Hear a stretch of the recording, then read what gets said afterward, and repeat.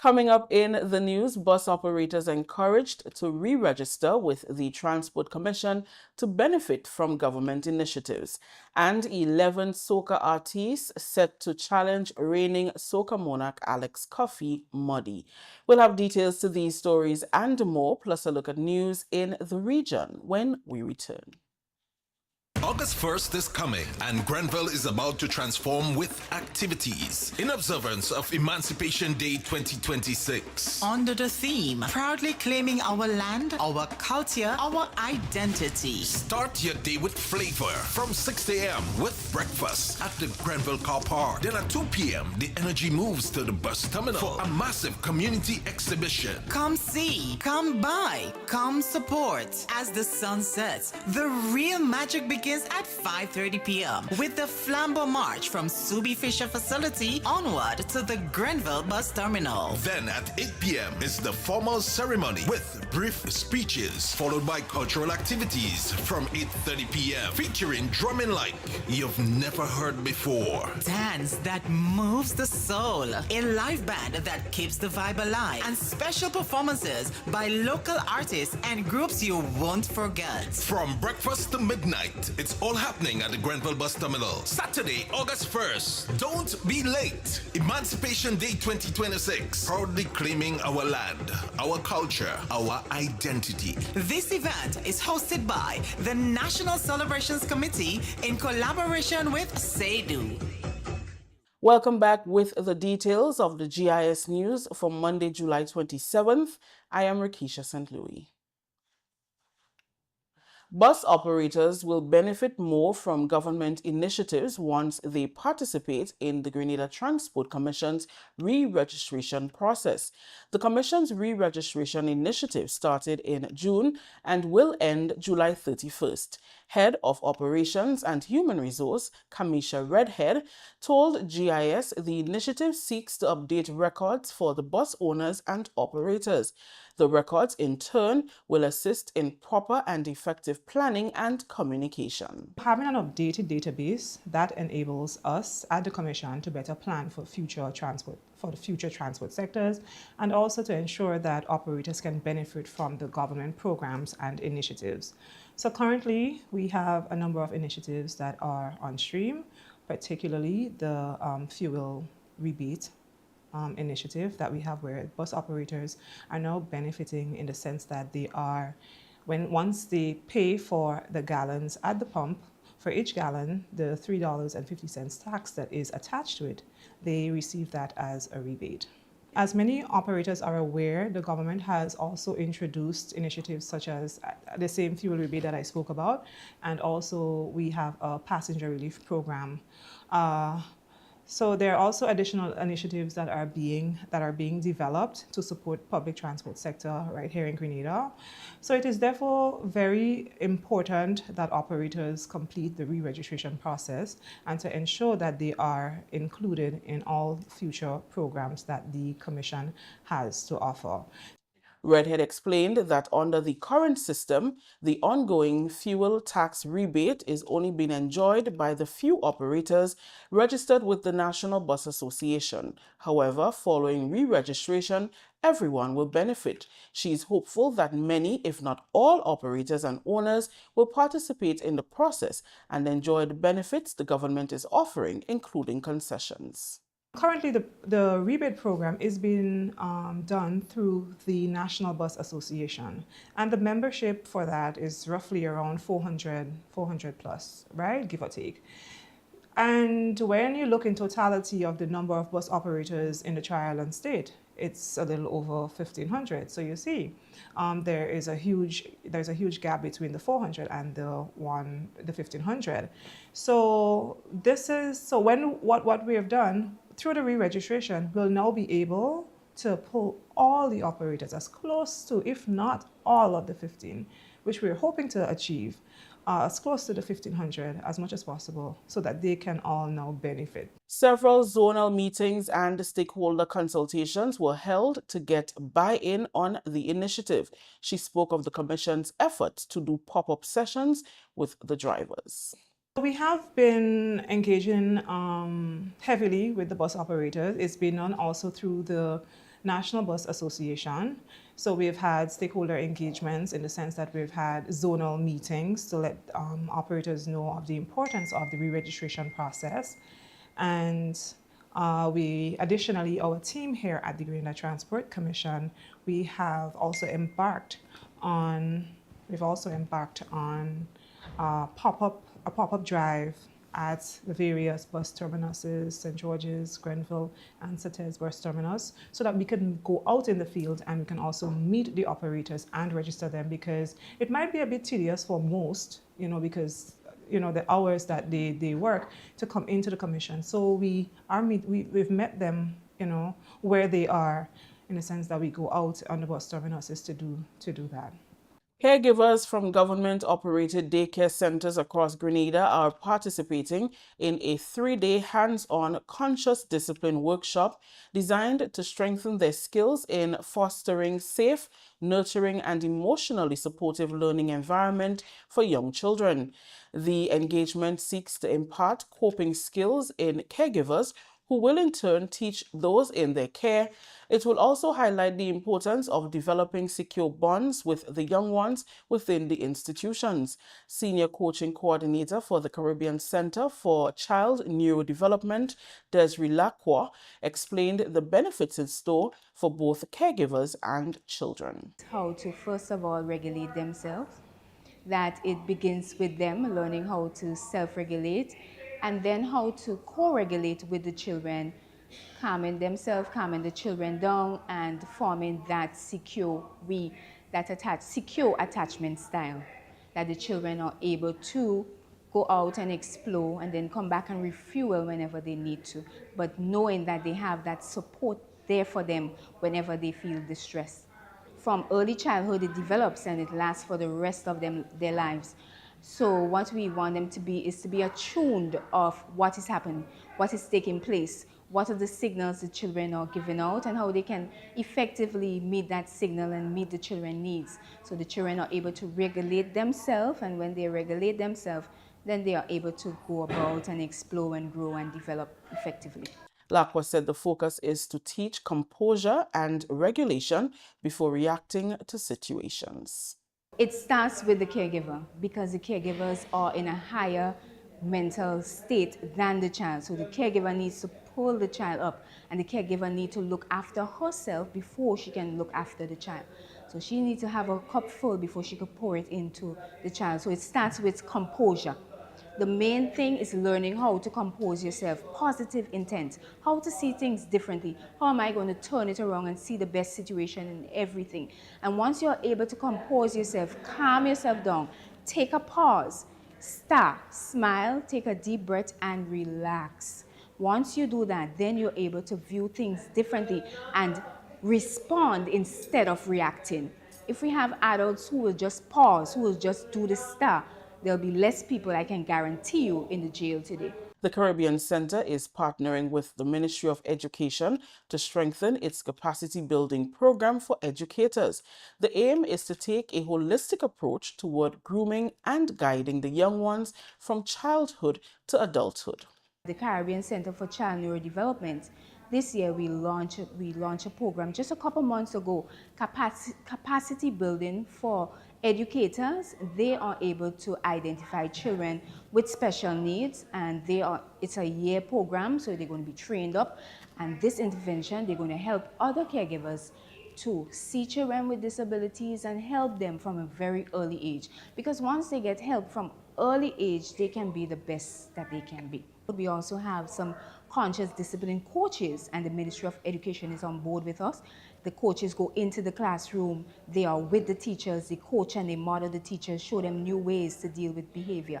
So the ministry of 100%. Today we have the Ministry of Social Development here with us. So they are in this, we are all in this together. The session ends Wednesday, July 29th.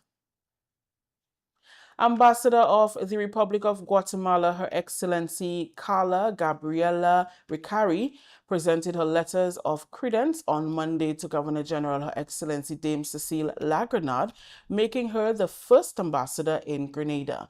Both Guatemala and Grenada have enjoyed cordial diplomatic relations since 1992.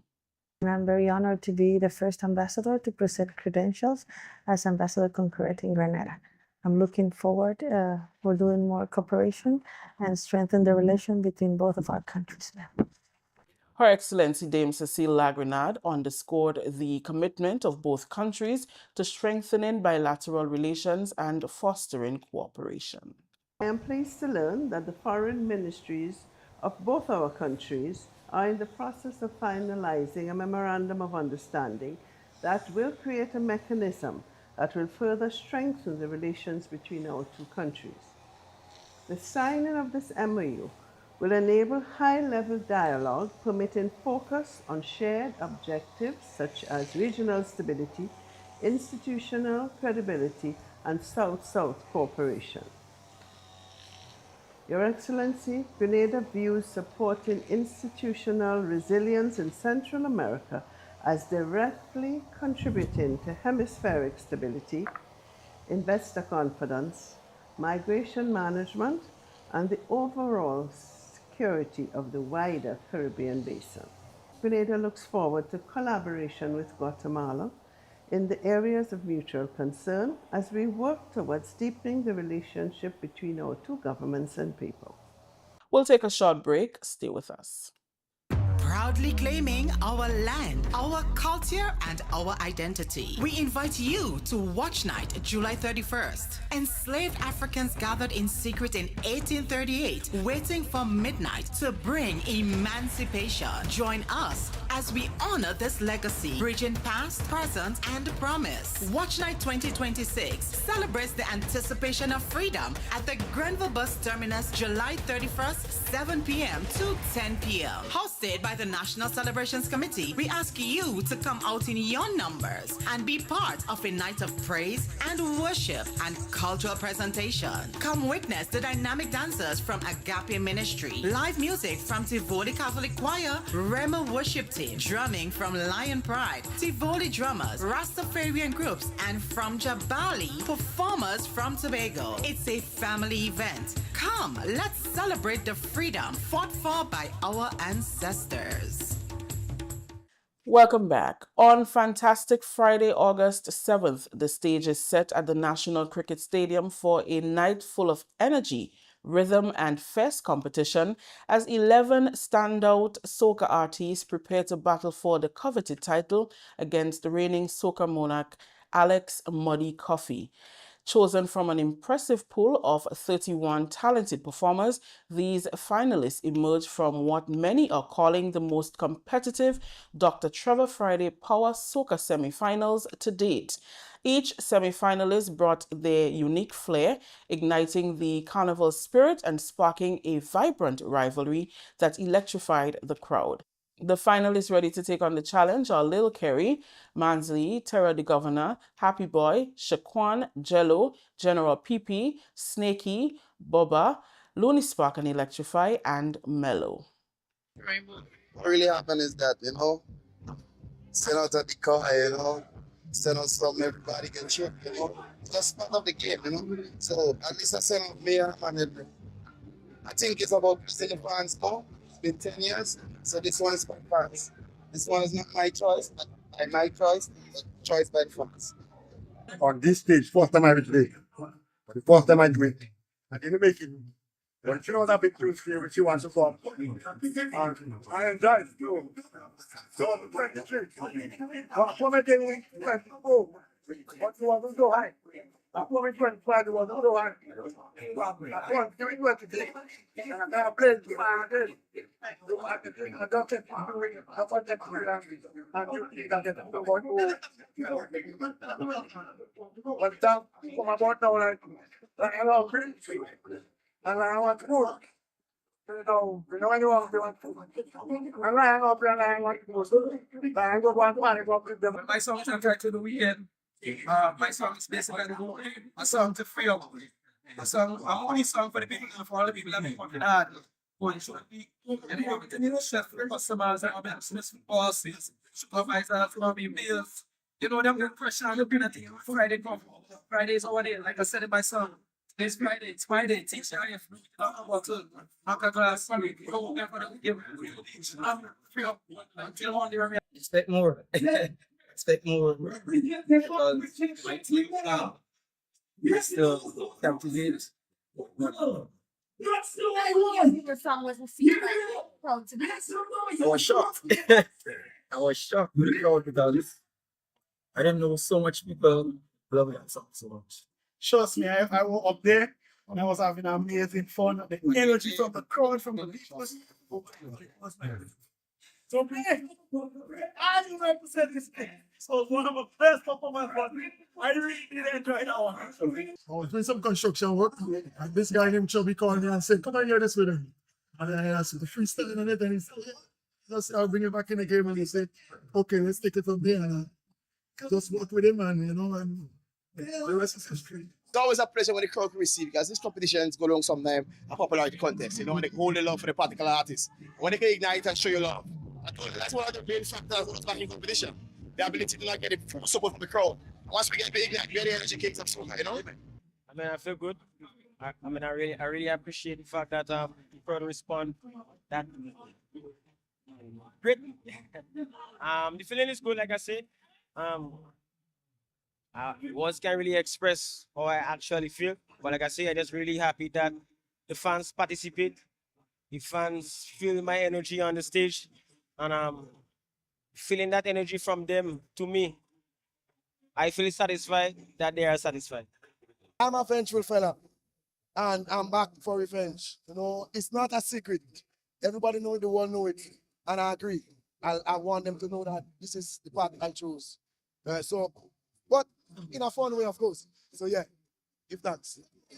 As the anticipation builds, fans can expect a night of unforgettable performances, contagious energy, and the true spirit of soca, all culminating in the crowning of a new or returning soca monarch. Republic Bank Angel Hearts are the 2026 Junior Panorama champions. Their winning performance featured Fimba Andrews' 2016 selection, which set the mood. The Nexa New Dimensions took second place, performing Vaughn and Terra the Governor's popular 2025 hit, Jab Decision. In third place were the IMA Rainbow City All-Stars with a 1991 selection from Tangler, Ting Does Work.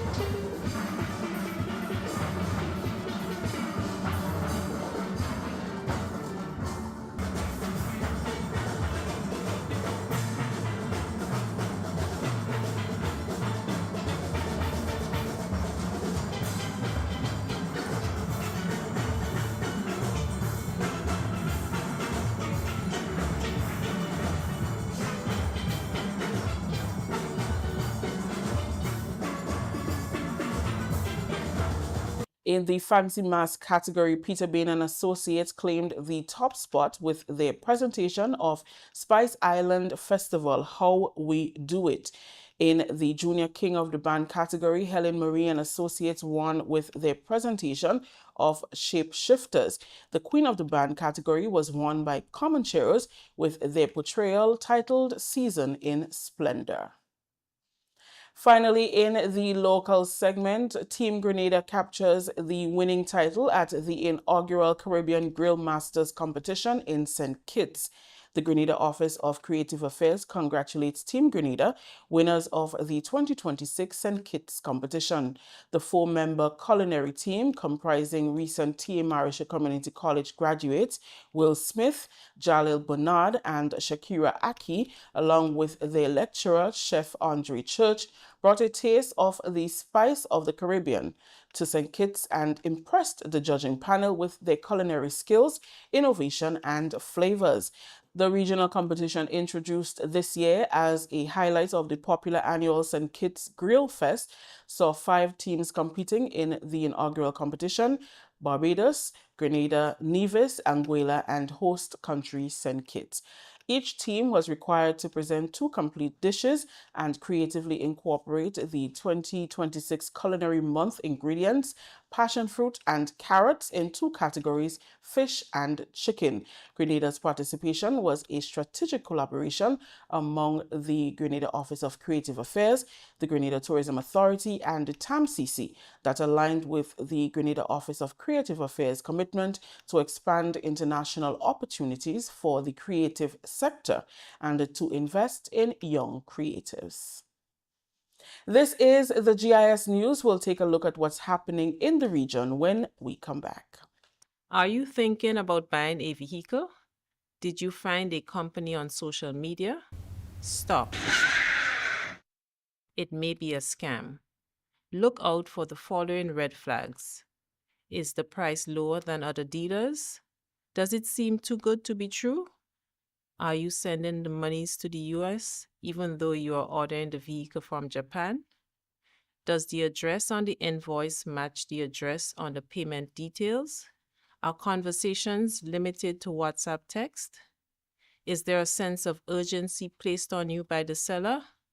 You are about to be scammed. Do not take your hard-earned cash or, even worse, a loan to send to these scammers. Once the money leaves Grenada's shores, you are not likely to get it back. Consider buying a vehicle already on island from an individual or a car dealer. Beware of these scammers. If in doubt, it's best to stay out. A message from the Financial Intelligence Unit. Welcome back. The Caribbean Public Health Agency, CARPHA, and the Organization of the Eastern Caribbean States, OECS, have renewed their partnership to strengthen health security across the tourism sector, reinforcing the OECS position as a safer, more resilient, and sustainable destination.